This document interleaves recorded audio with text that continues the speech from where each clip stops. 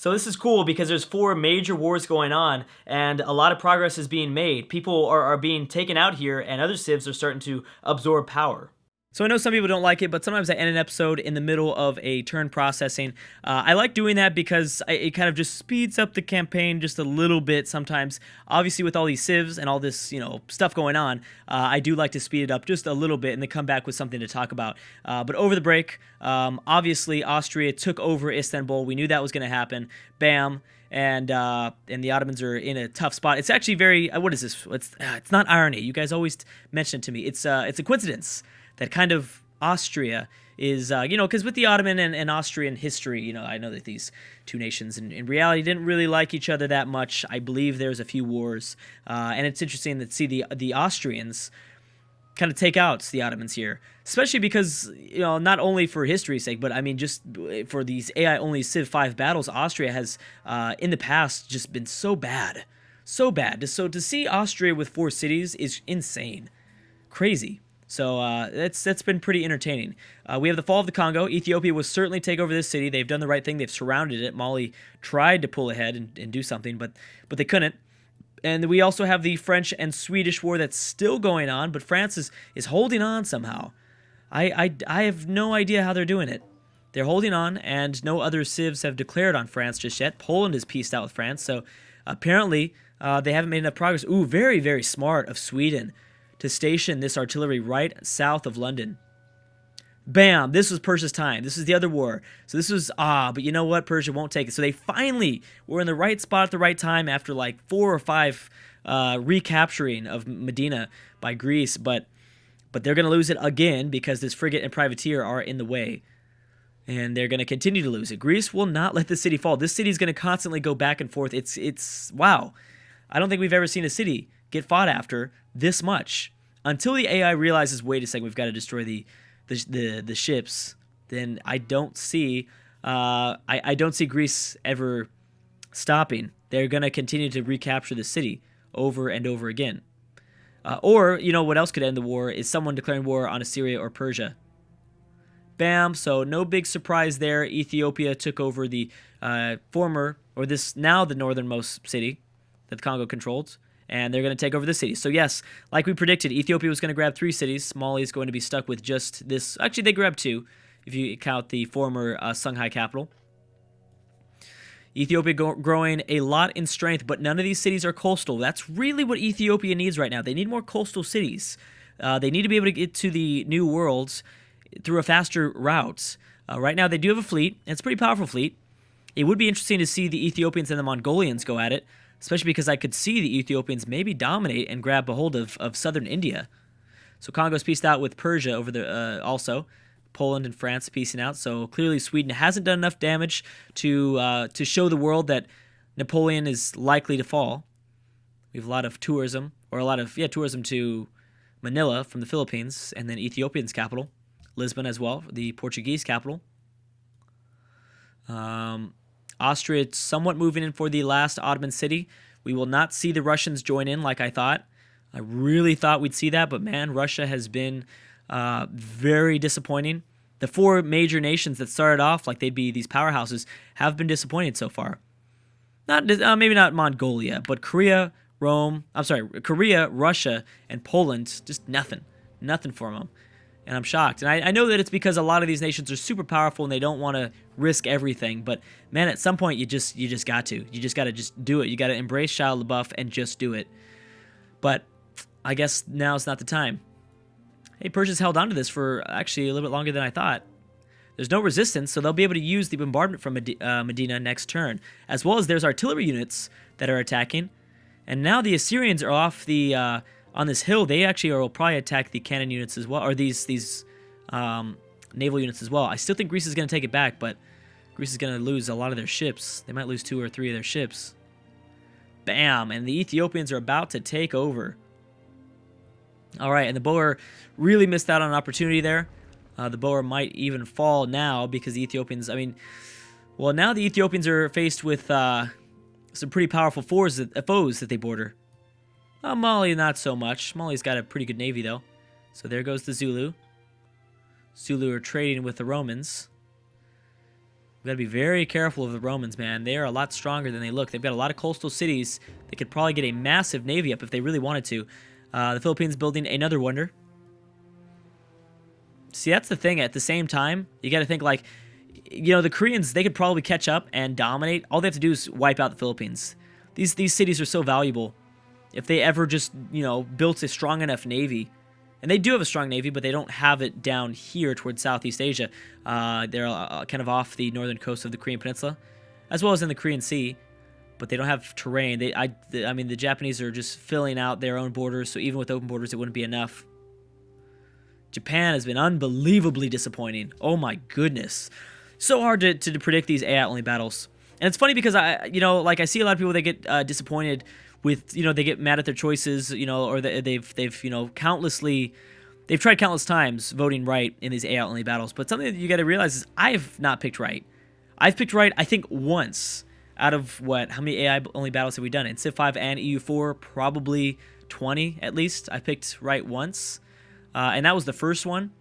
I don't know how I picked right on the first one, but since then, I'm terrible at it. So don't be discouraged.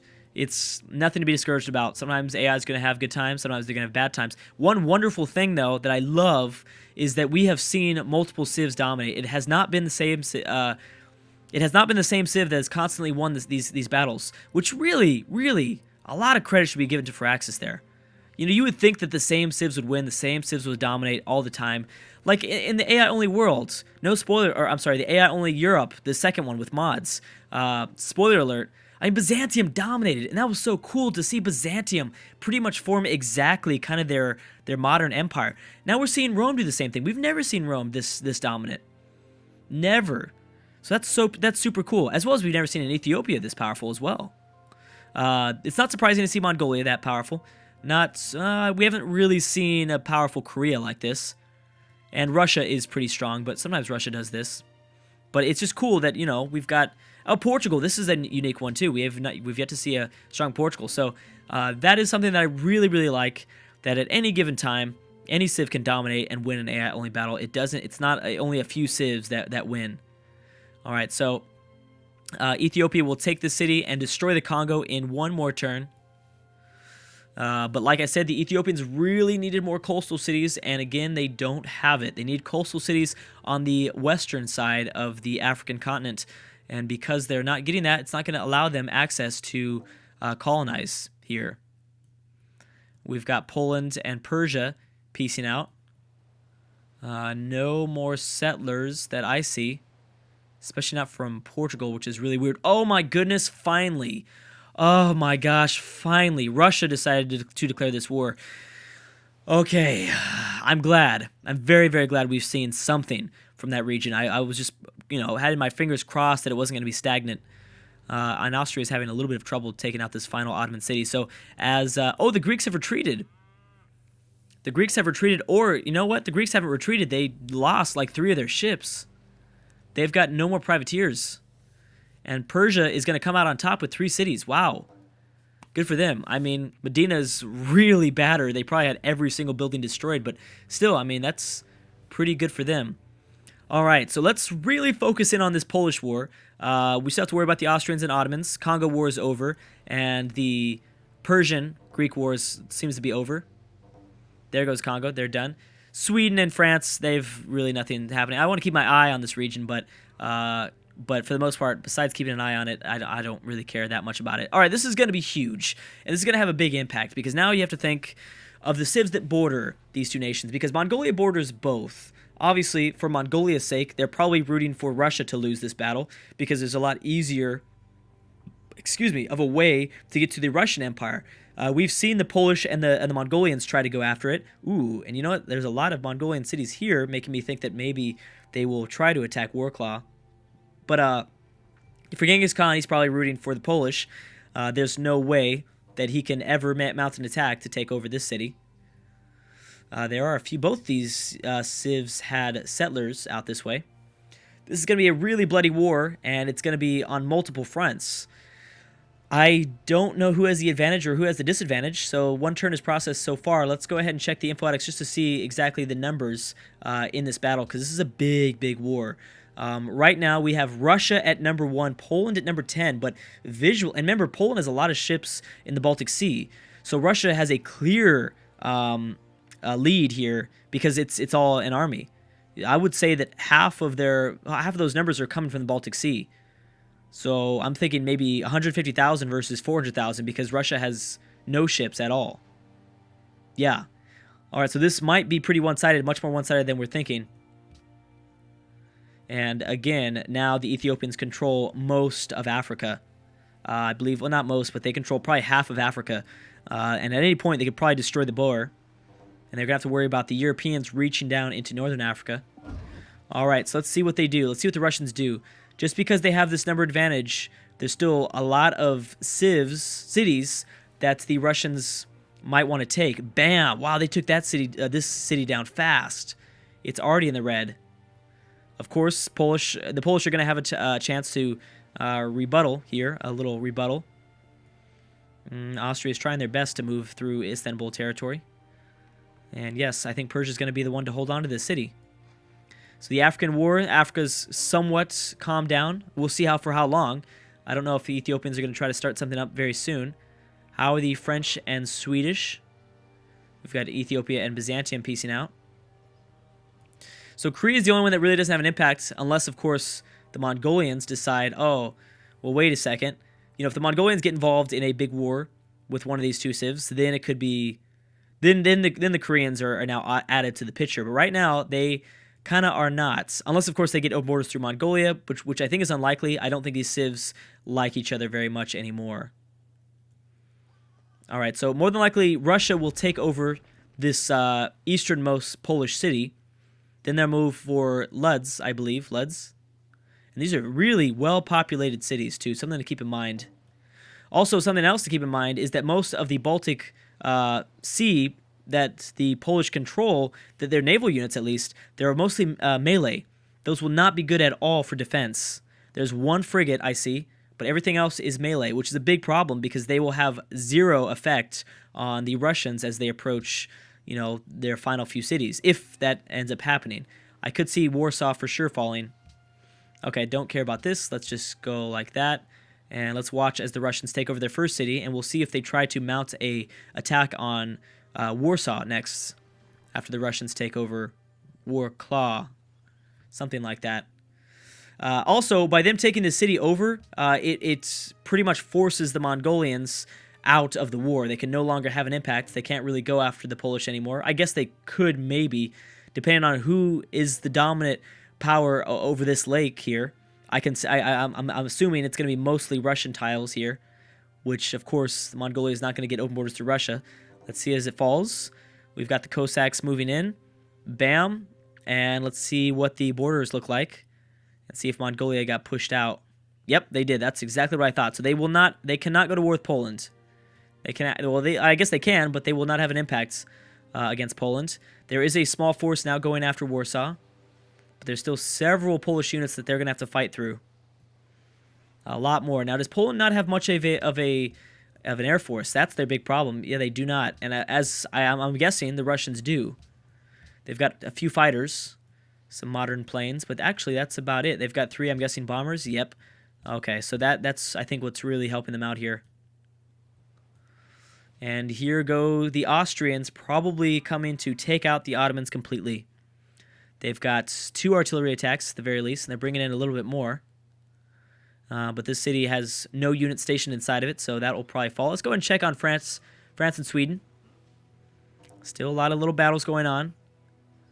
But if anything, it looks like France has rebuilt their military, seeing as there is a threat to the north, which isn't always the case. Some AIs, they do not rebuild their military. Did the Zulus settle yet? No, they might be going for the Caribbean, though. Kind of cool. Rome sending out an air force. No one's settled or gotten even close to New Zealand just yet. We've got Mali and Rome. Wow, okay, so that was Mali declaring that war on Rome. They do need to be concerned, actually. I would say Augustus does need to be slightly concerned because Mali's fleet is very up-to-date. They've got a few carriers, yes. Do they have anything out here on the oceans? We might see our first, like, big Atlantic battle going on. The big, like... Oh, it's not going to be that big. Yeah, it won't be that big. What do we see here? India still controls the World Congress. We have Augustus secretly plotting against Austria. Catherine secretly plotting against Nebuchadnezzar of Babylon. Here's the thing, though. Rome has brought in a little bit of reinforcements. I could see Rome losing a lot of these colonies if they ever go up against a naval powerhouse. Okay, so a bunch of things are happening. Okay, hold on. We've got Greece and Babylon. That's fine. That doesn't matter. We've got Assyria and Japan. Doesn't matter there either. But the Persian-Assyrian one, again, the Middle East, is in a tough spot. That was Persia declaring war on Assyria, which is odd because Persia doesn't have that many units. Whoa. Holy crap. Wow. Okay, so Mongolia just declared war on Rome. I have no idea why they would do that. But now the Russians are kind of safe. They kind of have their own free time to go after Poland. Here's the thing. They do have an immediate border in Central America. But besides that, Mongolia doesn't have anything else. The Romans, I guess, don't have much of a fleet either. I mean, they have nothing in Australia either. Too many. What's either? Why too many ethers? Okay, that's a strange war, but it's not going to be that big of an impact. Although, if they start to send over, if Rome starts to send over this fleet here, they might be able to take the Central American Mongolian city. It is a puppet, so they won't be able to build any ships. So things are starting to get a little bit heated up here in this world. Let's go and check on Russia. All right, so Russia does seem like they're going after Warsaw. We'll see how many units they destroy. This is going to be a tough, grueling war for Russia, though. They're going to really have to fight through a lot of units, Tibet and Babylon. So why is the world all of a sudden gone so aggressive? Especially with that Mongolian Roman war. That's really strange. Very odd war for them to declare. It must be a colonial war, in the AI's mind, I mean. I'm actually more kind of sucked into the Persian-Assyrian one because this could have big impacts on the Middle East. And the Austrians are going to destroy the Ottomans here. Yes, they will. Because there's 3 artillery attacks. Yes, so say goodnight to the Ottomans. The Ottomans will be back again one day. What is Ethiopia's next plan, too? I imagine they attack the Boer sometime soon. And the Roman Navy really needs to start gearing up here, moving into the Gulf of Mexico. They've got a few land units, but they don't have an infrastructure connecting most of their, what are we going to call this? Roman Brazil? Roman Colombia? I kind of want to just give it Roman South America. There we go. We'll just call it like that. And the Zulu probably is going to settle somewhere next to their other colony, which is a really smart choice. Bam, and the Ottomans have been destroyed. The Ottomans are out of the game. All right, so another civ has been destroyed. The Assyrians seem to be somewhat approaching Babylon, but luckily for both these civs, I mean, both of them don't have that big of a military. I can't see one or the other falling just yet, unless Persia... Well, I mean, the thing is, they both only have one city that's annexed, and the only one city that can actually build things. And it seems like the Assyrian capital is a bit more powerful at 17 population than the 12. Excuse me. Where is the Zulu settler? Are you going to settle there? I guess you might settle there too, which would lock off possibly Florida to, what is this, Cuba or Haiti or something? Cuba? Okay, so Rome just declared war on Poland now. That's a big deal. And because the Boer and the Romans are friends, that's interesting as well. So the Romans are going to actually pose a big threat to the Russians, especially because whoever destroys Warsaw, there's going to be a whole new front, and this world's going to get a whole lot smaller. But anyways, guys, we might see the fall of Poland in the next episode. Thank you guys so much for watching, and I will see you guys next time.